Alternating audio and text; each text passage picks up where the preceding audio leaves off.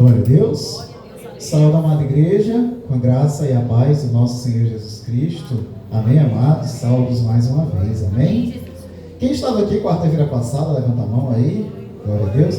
Agora levanta a mão quem não estava quarta-feira passada. Mas dos que não estavam, alguém chegou a ouvir a pregação que foi postada quinta-feira no canal da igreja? Porque algumas pessoas disseram: pastor, eu não vou poder estar presente no culto, mas por favor gravem a mensagem, porque eu me interesso pelo assunto, né? Nós falamos um pouco sobre escatologia quarta-feira passada, em virtude, né, da polêmica que surgiu desde o carnaval, né, com aquela polêmica da Ivete Sangalo, com aquela outra cantora desde Baby do Brasil, né, que ela falou sobre arrebatamento, sobre apocalipse, né, e desde então a gente houve muitas menções a respeito do arrebatamento, a respeito da tribulação e do apocalipse, né, da consumação dos tempos.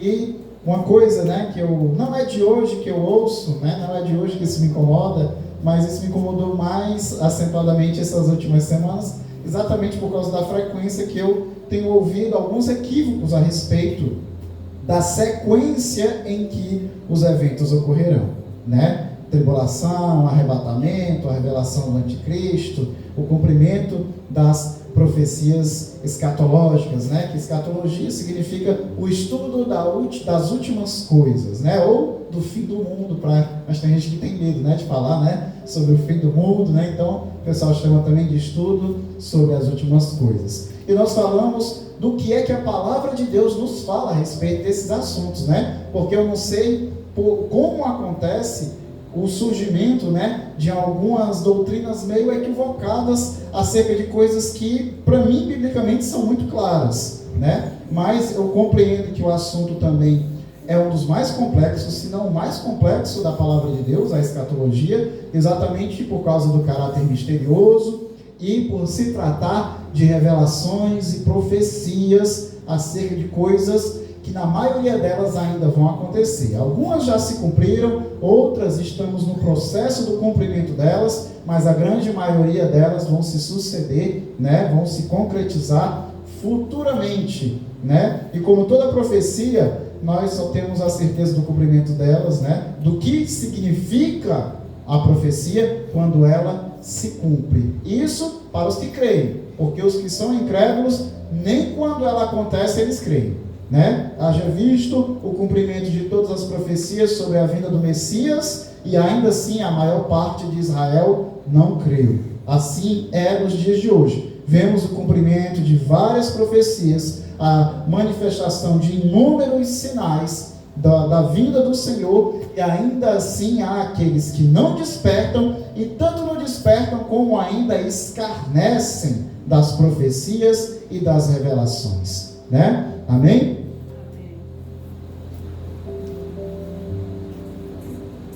Por isso eu trouxe essa ministração que eu espero concluir hoje. Claro que eu não vou falar tudo a respeito de escatologia em 2 pregações, que foi a semana passada e esta semana. Não dá. Teria que ser uma série de mais de um mês pregando sobre o assunto. Nós teríamos que abordar vários livros: Isaías, Jeremias, Daniel, Ezequiel, Joel, sem falar as próprias palavras de Cristo nos seus evangelhos, sem falar o que Paulo fala, o que Pedro fala, o que João fala, e sem falar no Apocalipse, que é um livro inteiro dedicado a isso. Tanto que Apocalipse significa revelação ou desenrolar, né? Amém, amados? Então vamos partir de um ponto um pouco antes da conclusão que eu dei na semana passada, né? Nós falamos acerca, né? Nós falamos bem claramente, já pode abrir a palavra de Deus em Mateus capítulo 24, Mateus capítulo 24, tá certo? Irmãos, já vão abrindo, enquanto eu vou fazendo resumidamente o que eu falei semana passada, né? Foi dito que a data e a hora ninguém sabe.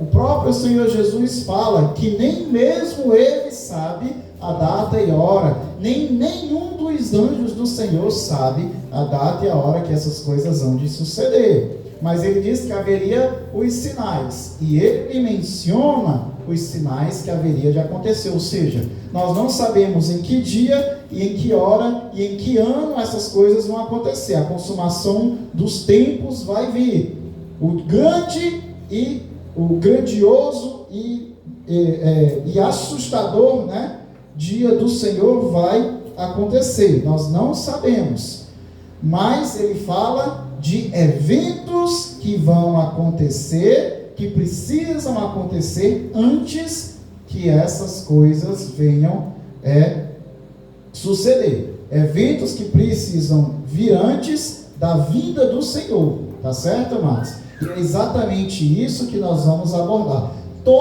Historicamente, todas as igrejas ou denominações ou religiões ou seitas que tentaram prever, calcular, estabelecer uma espécie de uma numerologia, de um cálculo, de uma previsão de data e hora acerca do acontecimento dessas coisas, todas elas fracassaram.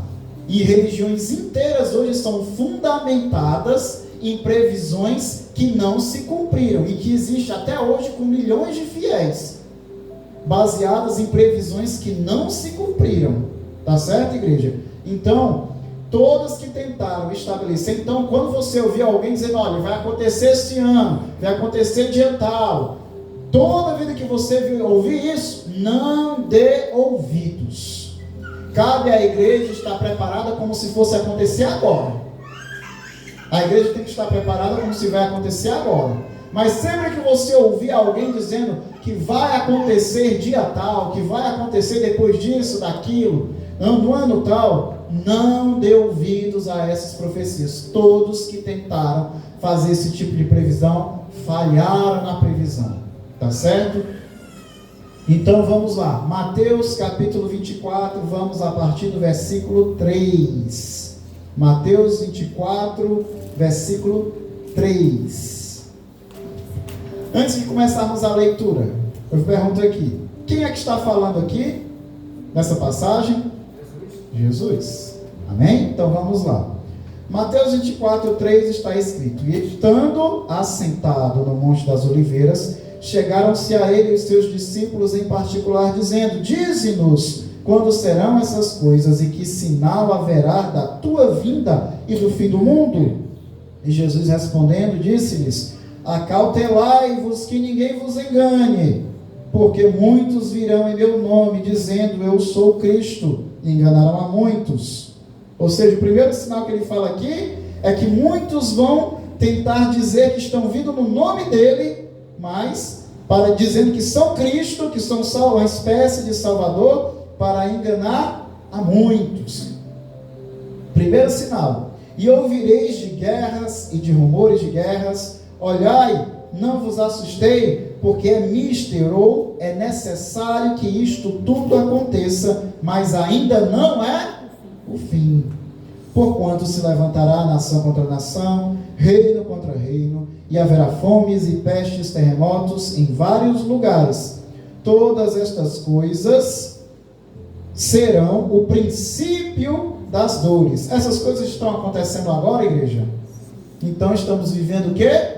O princípio das dores. Então vos hão de entregar para serdes atormentados, e matar-vos-ão, e sereis odiados de todas as nações por causa do meu nome. Nesse tempo, muitos serão escandalizados, e trair-se-ão uns aos outros, e uns aos outros se odiarão, e surgirão muitos falsos profetas, e enganarão a muitos, e por se multiplicar a iniquidade, o amor de muitos esfriará. Mas aquele que perseverar até o fim, esse será salvo. E este evangelho do reino será pregado em todo o mundo, em testemunho a todas as nações, então virá o fim.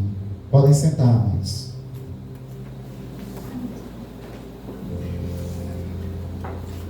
Vários sinais o Senhor Jesus adverte aos seus discípulos ou à igreja, para que venhamos estar atentos para saber a aproximação do grande e terrível dia do Senhor.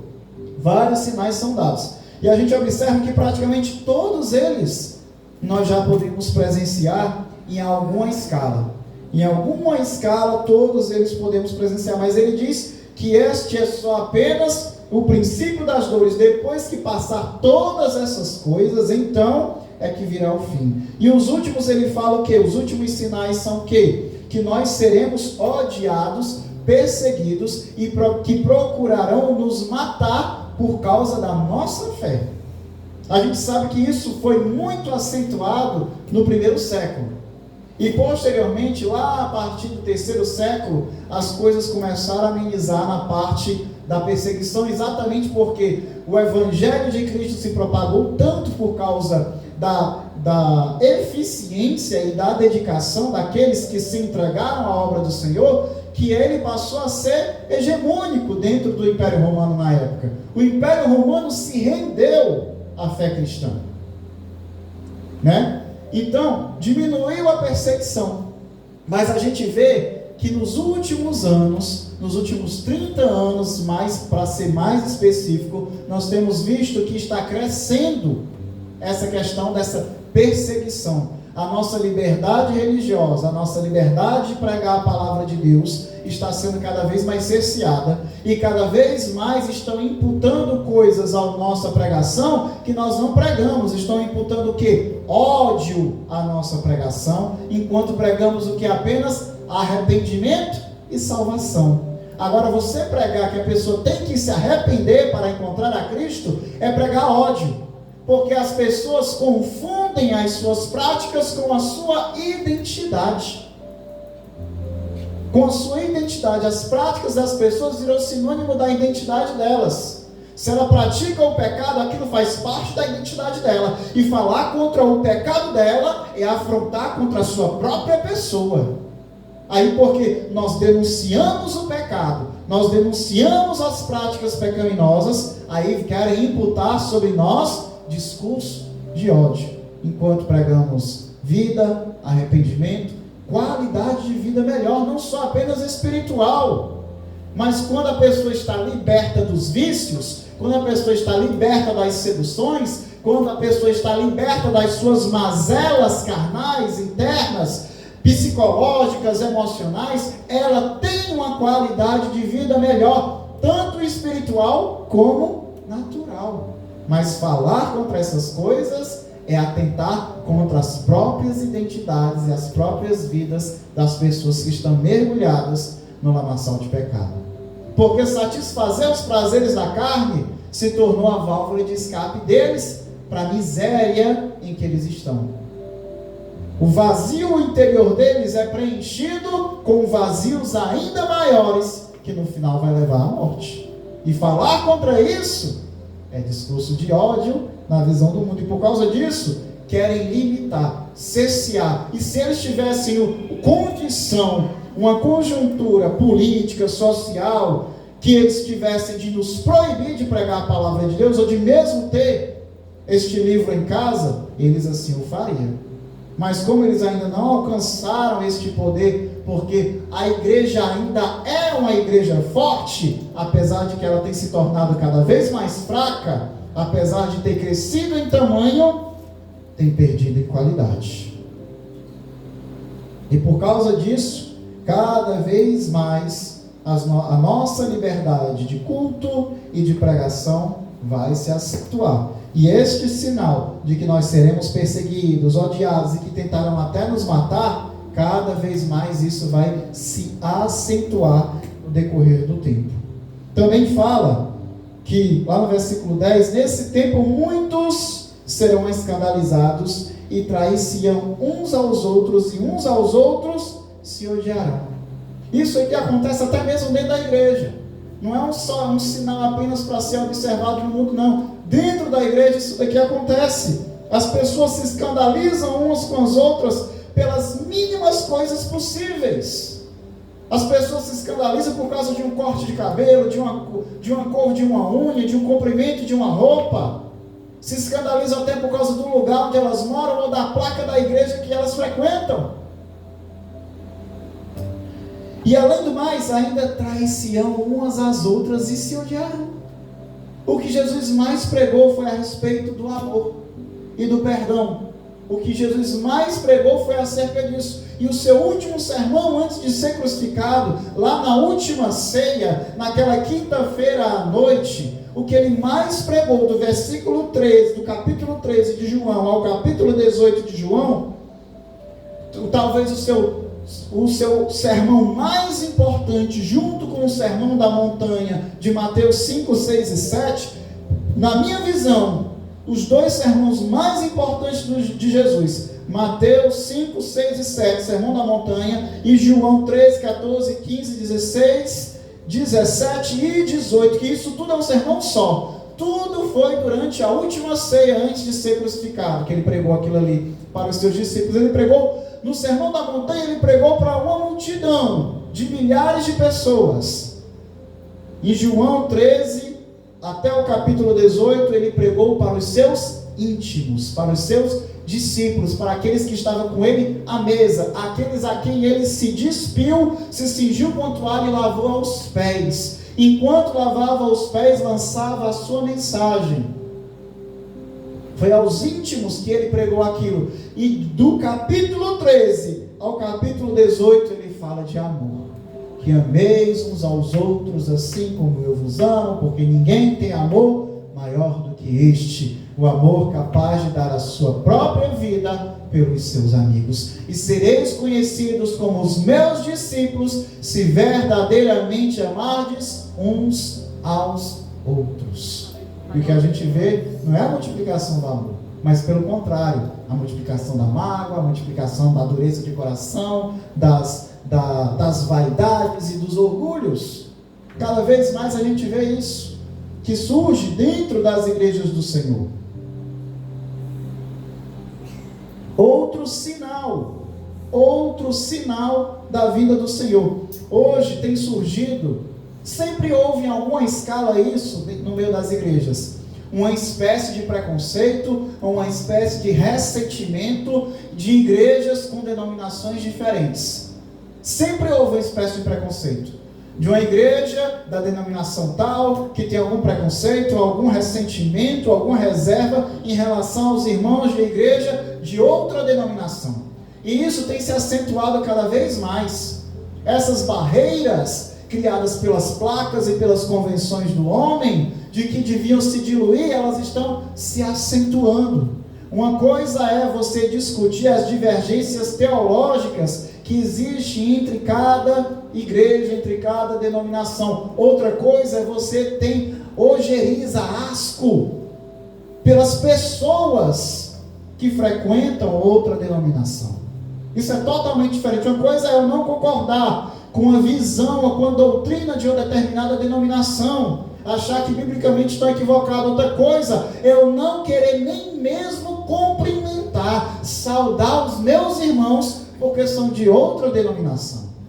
E isso acontece. Não querer visitar igrejas por causa de preconceito, isso está se acentuando. Exatamente porque está havendo, além de uma diferença de doutrinas, que sempre houve desde o princípio, né? Tanto que logo nas primeiras semanas houve o Concílio de Jerusalém, que é para justamente dissolver as divergências doutrinárias que havia no meio dos próprios apóstolos.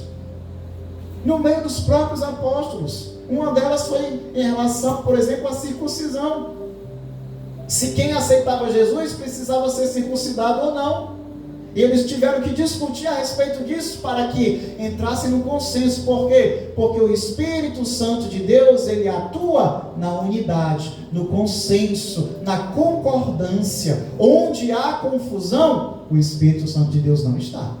Porque onde há confusão, tem pelo menos um que está com orgulho exaltado, que não se dobra ao outro. Onde há confusão, tem pelo menos um com orgulho exaltado. E onde há orgulho, não pode operar o Espírito Santo de Deus. Tem que haver concordância. E ali eles entraram em acordo, em concordância, os discípulos, naquele momento, e ali a igreja continuou seguindo, né? Hoje, além das divergências doutrinárias, existe cada vez mais um abismo, não é nem divergência, é um abismo na liturgia, na organização e mesmo na estética da igreja. Nós temos igrejas como a nossa, que temos colunas, paredes douradas, móveis de madeira, um piso inspirado no piso de Jerusalém, né? Como é o nome dessa pedra? Cariri, polida para parecer um mármore, né? Nós temos uma estética que é inspirada no templo, no tabernáculo ou na Nova Jerusalém. A inspiração que nós temos é essa, porque uma igreja, ela tem que buscar inspiração bíblica. Nós sabemos que não existe nenhuma recomendação estética a ser respeito da igreja no Novo Testamento. Não existe. O que existe é o quê? Uma recomendação litúrgica da organização do culto, que está, por exemplo, em 1 Coríntios capítulo 14, né? Que o apóstolo Paulo fala: um traz o salmo, o outro traz a doutrina, o outro traz a profecia, né? Mas façam tudo com ordem e decência. Amém? Então, amados,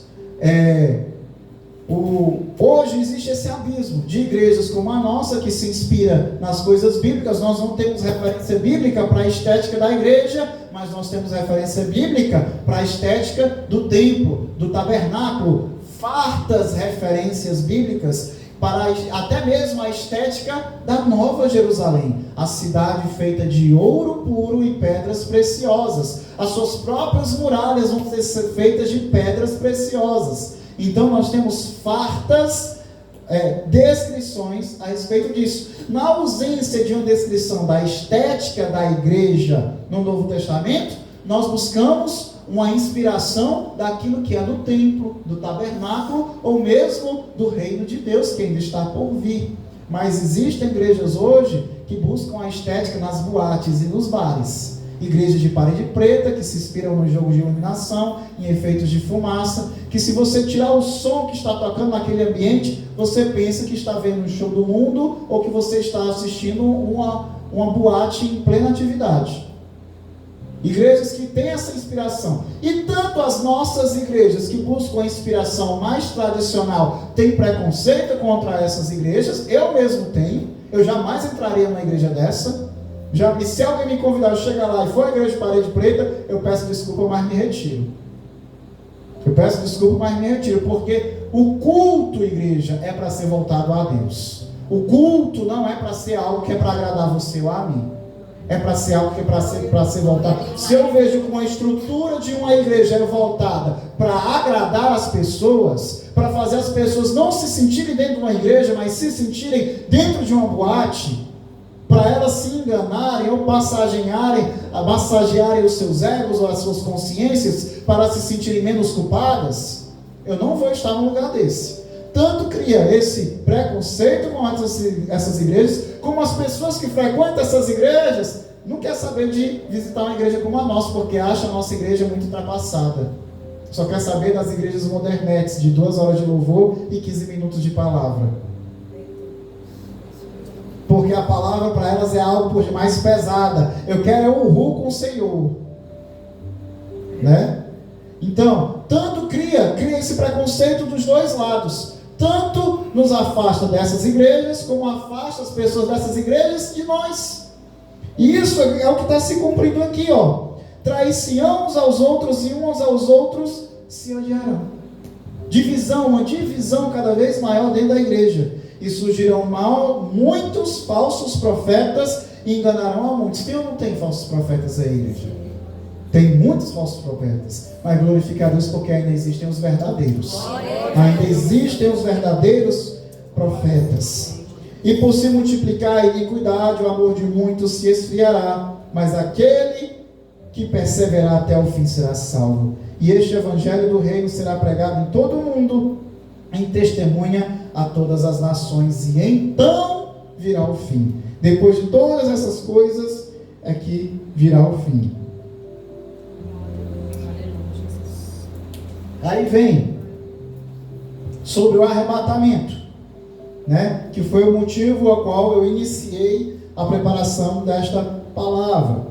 Eu anunciei até esqueci de mencionar qual era a quarta visão acerca do arrebatamento, né?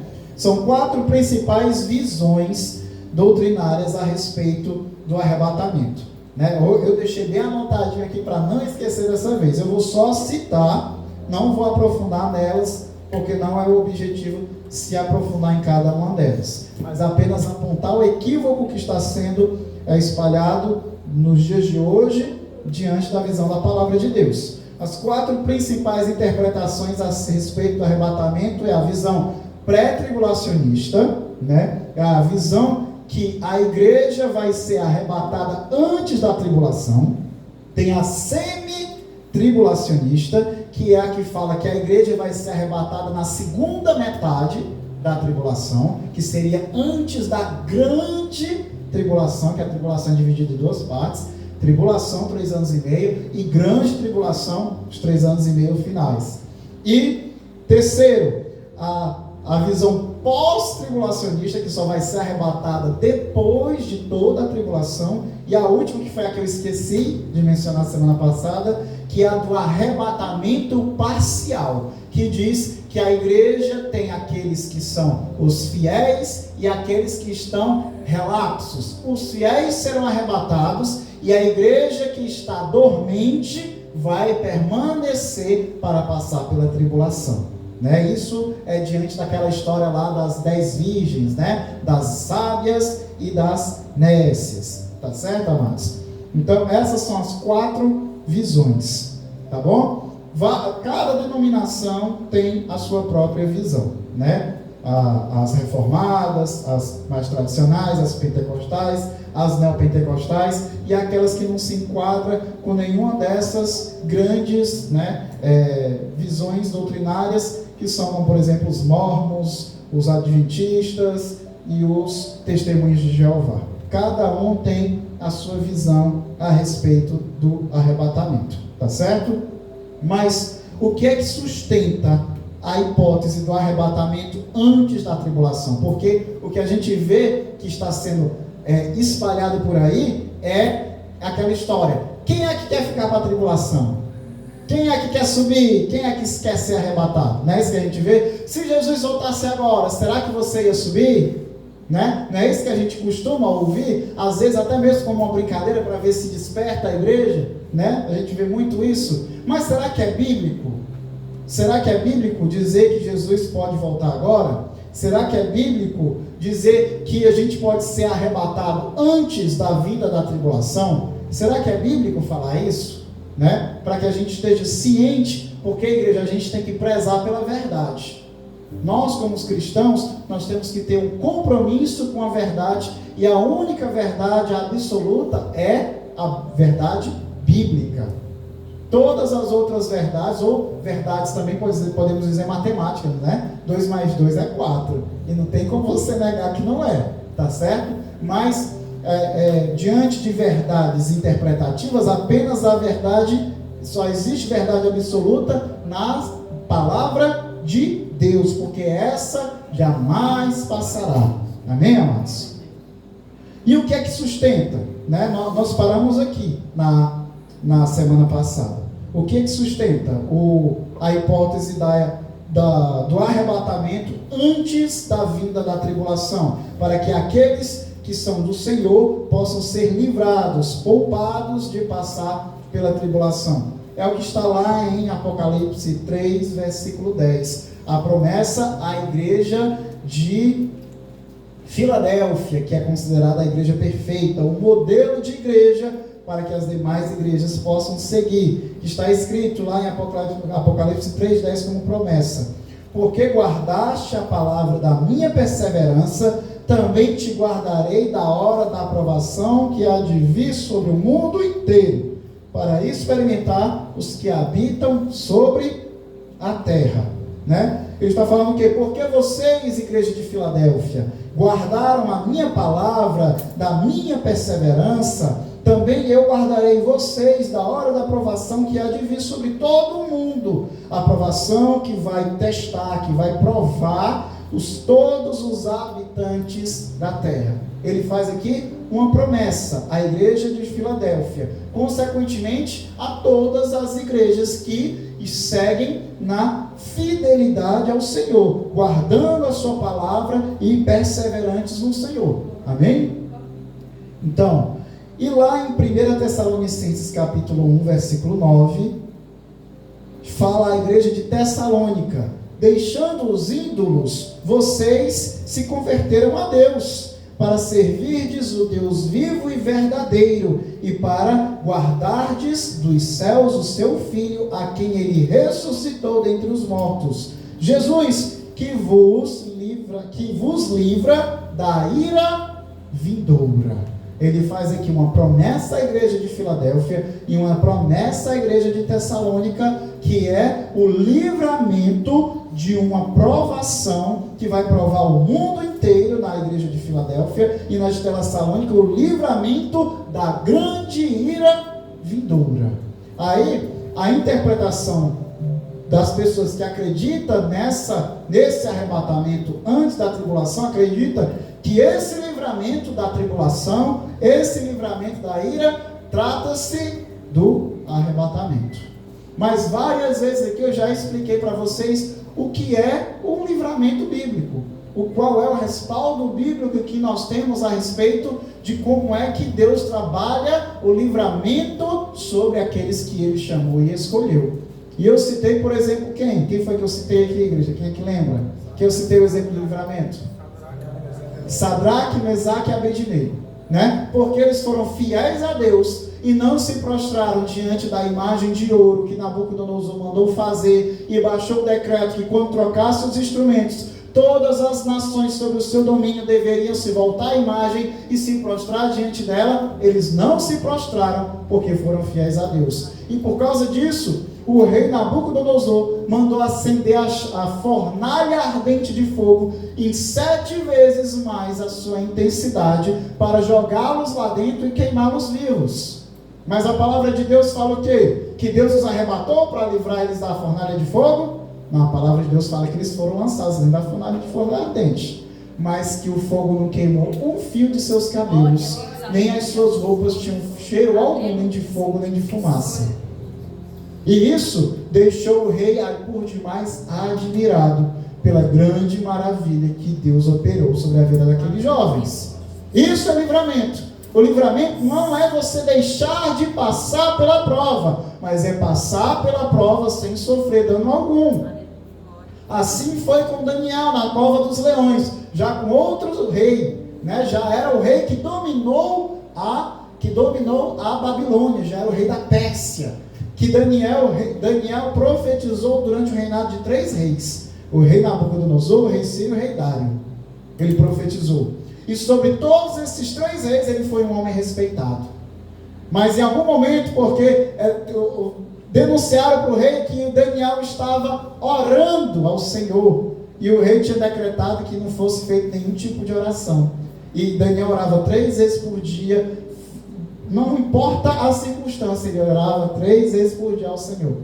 E aí ele foi lançado na cova dos leões, mas quando foi no dia seguinte que foram retirar os restos de Daniel das covas, estavam os leões nas mãos de Daniel como gatinhos.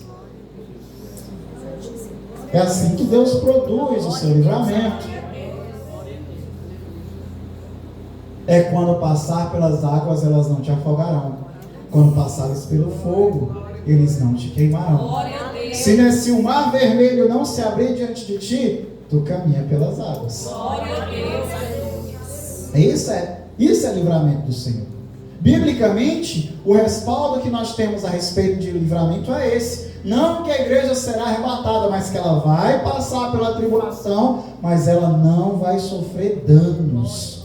Ela vai receber livramento e provisão da parte de Deus. O que a palavra de Deus nos leva aqui é que o mundo inteiro vai se deleitar nas ofertas e nos enganos do anticristo, da besta.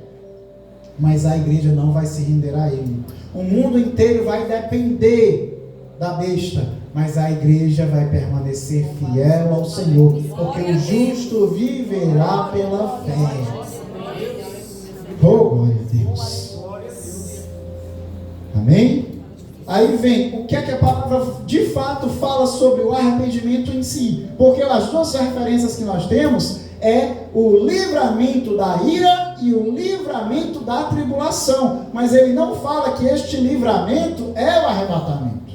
Ele não fala. Mas o que é que a palavra de Deus fala exatamente a respeito do livramento? A respeito do arrebatamento. João 6,39. Vamos começar com Jesus Cristo. O princípio e o fim, o alfa e o ômega.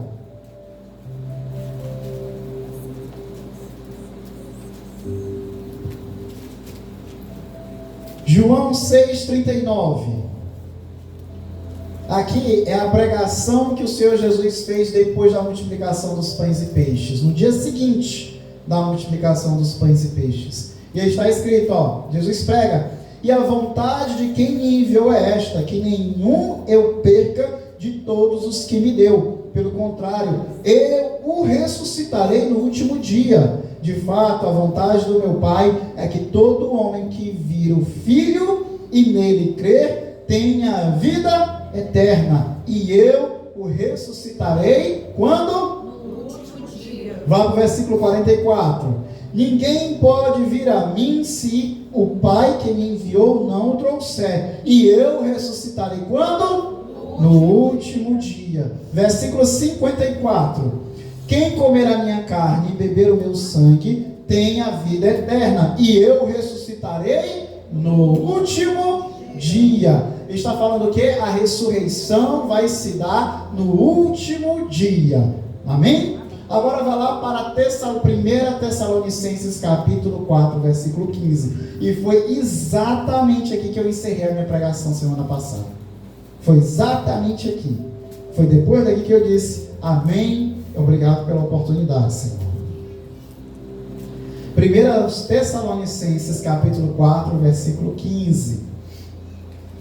Está escrito: ora, ainda vos declaramos por palavra do Senhor isto, que nós, os vivos, os que ficarmos até a vinda do Senhor, de modo algum precederemos quem?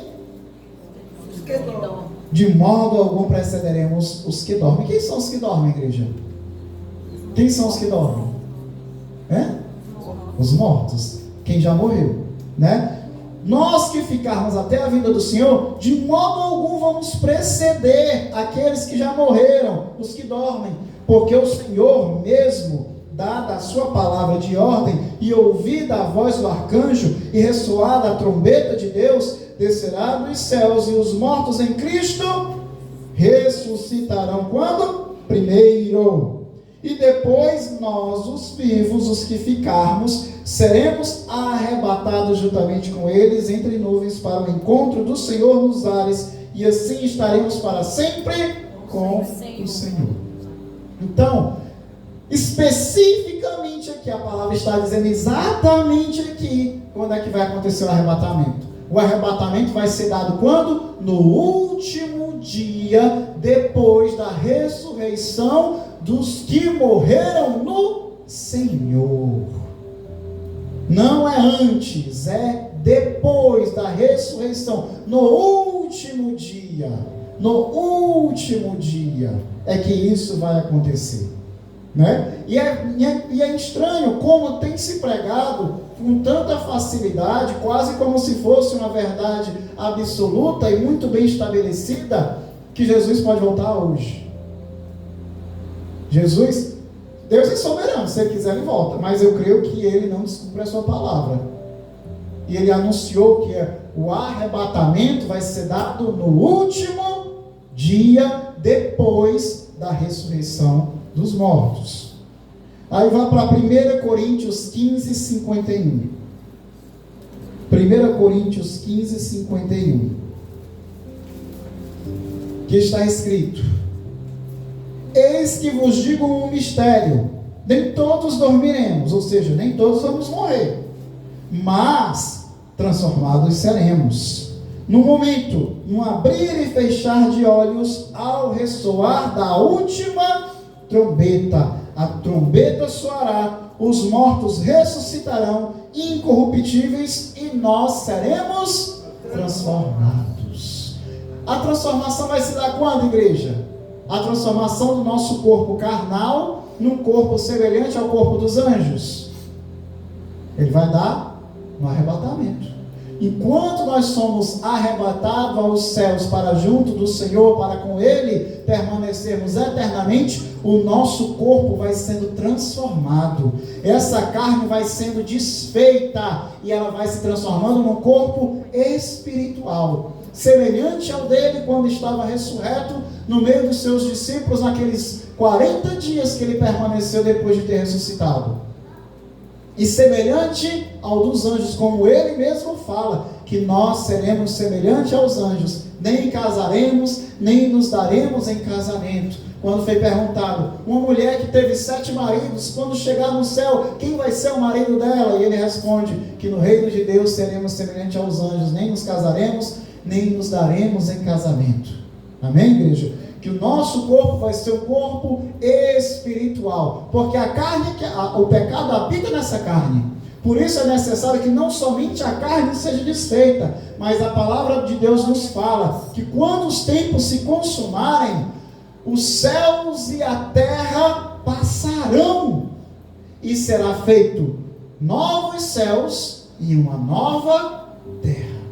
O pecado não afetou não apenas a nós, não apenas a nossa carne, mas toda a criação. E por causa do pecado, na consumação dos tempos, vai ser necessário que toda a criação seja refeita, restaurada ao seu princípio da perfeição da vontade de Deus. Glória a Deus. Amém?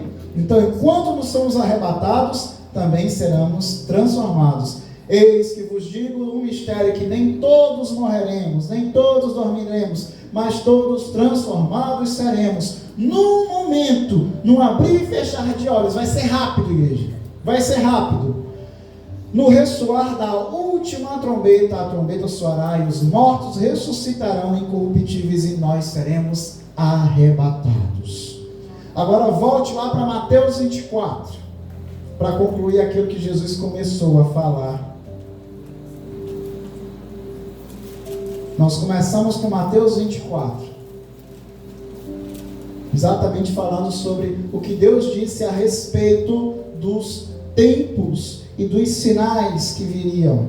Mateus 24, versículo 22, e Jesus aqui fala: e se aqueles dias não fossem abreviados, nenhuma carne se salvaria, mas por causa dos escolhidos serão abreviados aqueles dias. Aqueles dias que ele está falando da tribulação que se abateria sobre toda a terra.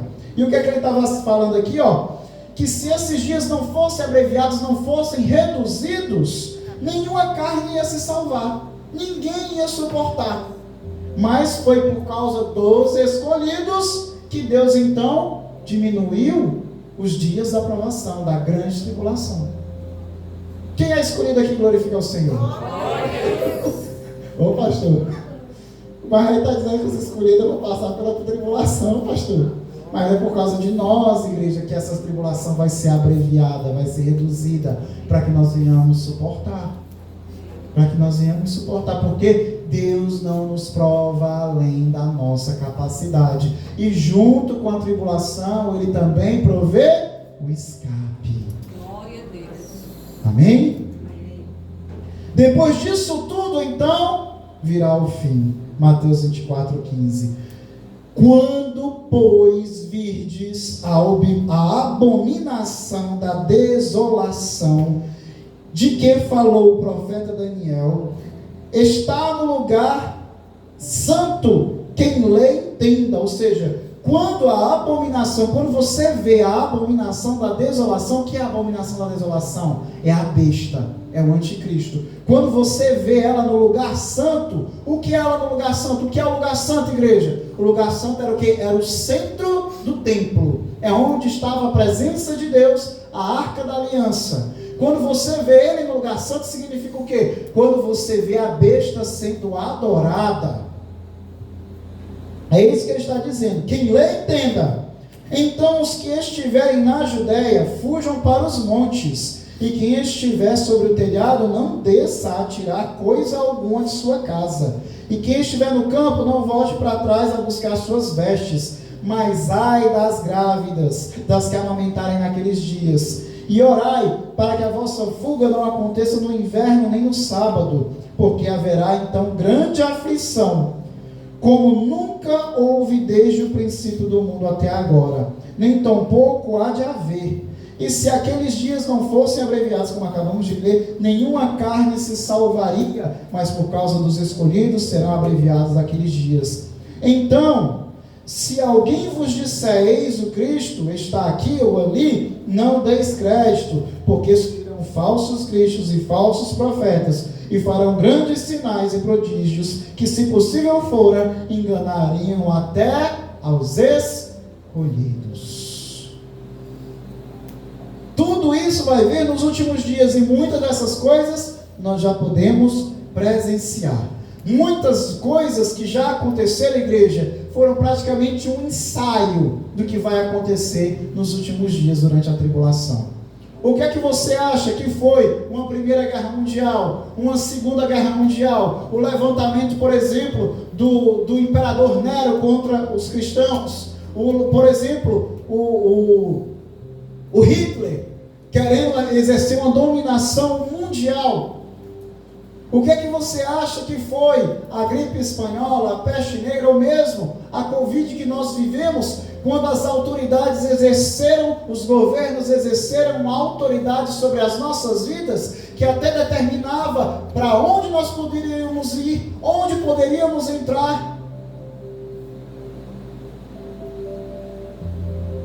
Se uma doença com 0,02% de mortalidade já submeteu tantas nações a um jugo como esse, imagina se vem uma pandemia 100 vezes, 1000 vezes mais forte.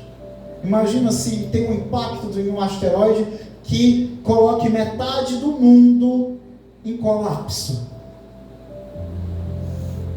Imagina se um dos supervulcões entra em erupção e nós entramos numa nova era glacial.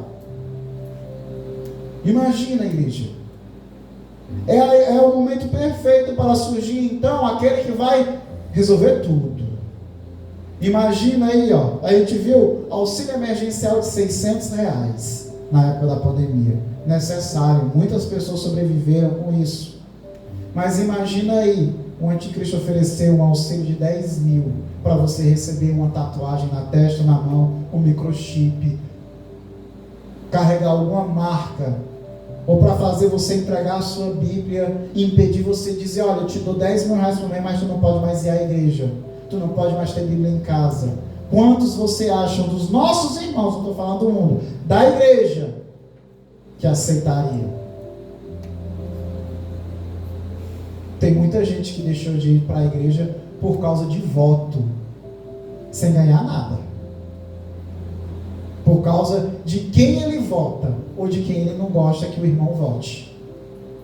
O que é que você acha que a igreja se comportaria diante de um homem que ia oferecer casa boa, carro, ia oferecer dinheiro, soluções para você? O que é que você acha que iria acontecer?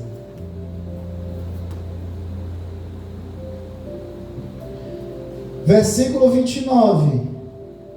E logo depois da aflição daqueles dias, o sol escurecerá, e a lua não dará sua luz, e as estrelas cairão do céu, e as potências do céu serão abaladas. Isso aqui já é no final, depois de toda a tribulação. Então aparecerá no céu o sinal do Filho do Homem, e todas as tribos da terra se lamentarão. E verão o Filho do Homem vindo sobre as nuvens do céu, com poder e grande glória. Diga glória. Glória. Glória. Glória. Eu anseio por esse dia, igreja. A palavra de Deus fala que quando isso acontecer, as nações e todas as tribos se lamentarão. Por que elas vão se lamentar, igreja? Porque elas terão se entregue ao governo da besta. elas terão se vendido às bandejas do inimigo. E aí, quando eles virem então o sinal no céu do nosso Senhor Salvador Jesus Cristo, aí então eles vão lembrar: aqueles doidos tinham razão. Aqueles doidos que preferiram ficar pobre do que receber as riquezas que recebemos para ser fiel ao Senhor Jesus, eles tinham razão. A nossa bênção foi temporária e durou muito pouco, mas a deles é eterna. Por isso a palavra de Deus fala: a leve e momentânea tribulação em nada se compara com a glória que há de vir. Glória acima de toda comparação. Não vos enganeis contra a vinda do Senhor. Não confunda a sequência dos eventos. Não confunda quando essas coisas vão acontecer. A palavra de Deus já anuncia de forma bem clara que o arrebatamento vai vir no último dia, depois que os mortos forem ressuscitados. Vai ser apenas depois da revelação da dissolação, da abominação, que é o anticristo, que é a besta, do cumprimento do seu ministério da impiedade durante a tribulação, e tendo passado todas essas coisas, então é que vai vir o sinal no céu do Filho do Homem, o nosso Salvador Jesus Cristo, para arrebatar a sua igreja para junto dele. Amém? Quem crê e espera no Senhor glorifica a Deus. Lá abra agora em 1 Tessalonicenses capítulo 1. Aliás, abre em 1 Tessalonicenses capítulo 2. O capítulo 1 fala sobre a qualidade da igreja de Tessalônica. A igreja de Tessalônica era uma igreja assim, modelo, assim como a igreja de Filadélfia. Por isso que o Senhor Jesus fez a promessa para essas duas igrejas de que ia receber livramento. Olha o que o apóstolo deixa no capítulo 2 aí, 2 Tessalonicenses 2. Eu vou só ler um trecho para você ver a qualidade da igreja de Tessalônica.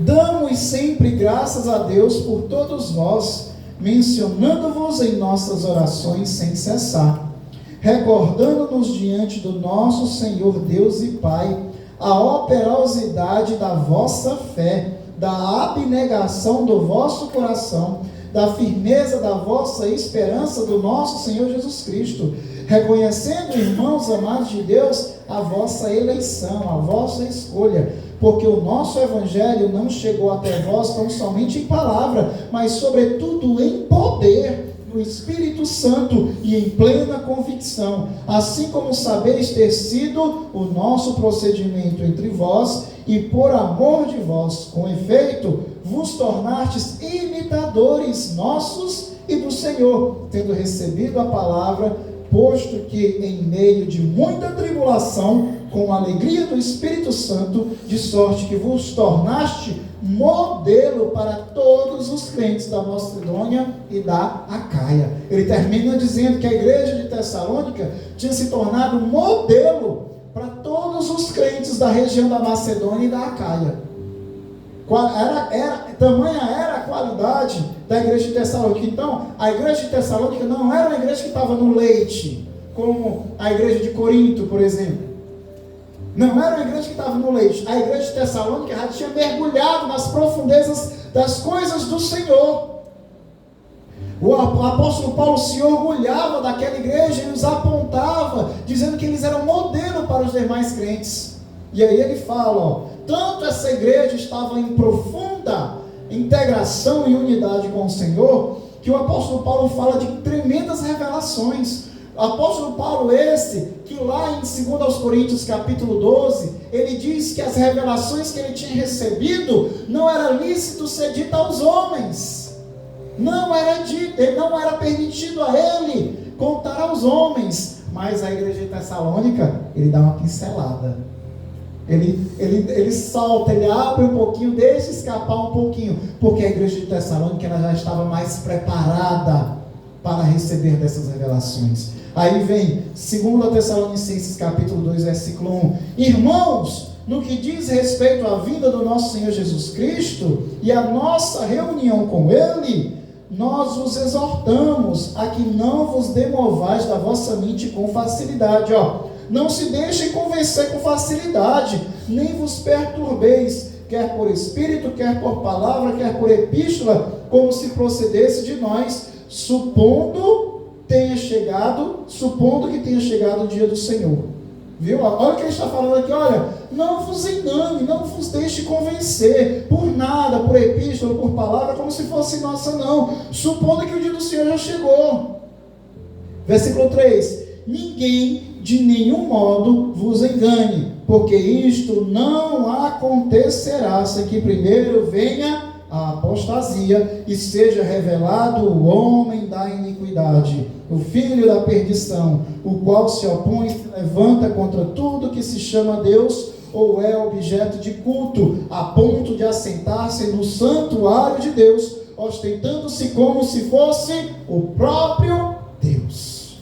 Ele está falando o quê? Que a nossa reunião com o Senhor de modo nenhum acontecerá sem que antes venha a apostasia, que é o quê? Que é o abandono da fé, que ele já acontece no dia de hoje, mas ele vai se acentuar na revelação do filho do anticristo, do filho da perdição, exatamente porque ele vai trocar favores pelo abandono da nossa fé, né? Antes que venha a revelação dele, nós não nos reuniremos com o Senhor. Versículo 6, mesmo capítulo: agora sabeis o que o detém, para que ele seja revelado somente em ocasião própria. Com efeito, o mistério da iniquidade já opera e aguarda somente que seja afastado aquele que o agora detém. Então será de fato revelado o iníquo, a quem o Senhor Jesus matará com o sopro de sua boca e destruirá pela manifestação da sua vinda. Ora, o aparecimento do iníquo é segundo a eficácia de Satanás, com todo o poder e sinais e prodígios da mentira e com todo o engano da injustiça aos que perecem, porque não escolheram o amor da verdade para serem salvos. É por esse motivo, pois, que Deus lhes manda a operação do erro, para darem crédito à mentira, a fim de serem julgados todos quantos não deram crédito à verdade, antes, pelo contrário, deleitaram-se com a mentira. Está bem claro, igreja, que o arrebatamento, a nossa reunião com o Senhor, não vai se dar sem que antes seja revelado o filho da perdição, o homem da iniquidade, a dissolação, a abominação da dissolação. Está bem claro isso? Que somente vamos ser arrebatados e nos reuniremos com o Senhor depois da revelação dele. Amém? E que hoje mesmo, nesse presente momento, agora sabeis o que o detém, para que ele seja revelado somente em ocasião própria. Com efeito, o mistério da iniquidade já opera e aguarda que seja somente seja afastado aquele que agora o detém. Ele está falando que ele já opera, o mistério dele já opera e ele está falando aqui do primeiro século. Desde o primeiro século, o mistério, a atuação dele, a eficácia dele já opera, mas que ele aguarda que alguma coisa que o detém seja retirado, seja removido. E eu já preguei uma vez sobre isso daqui.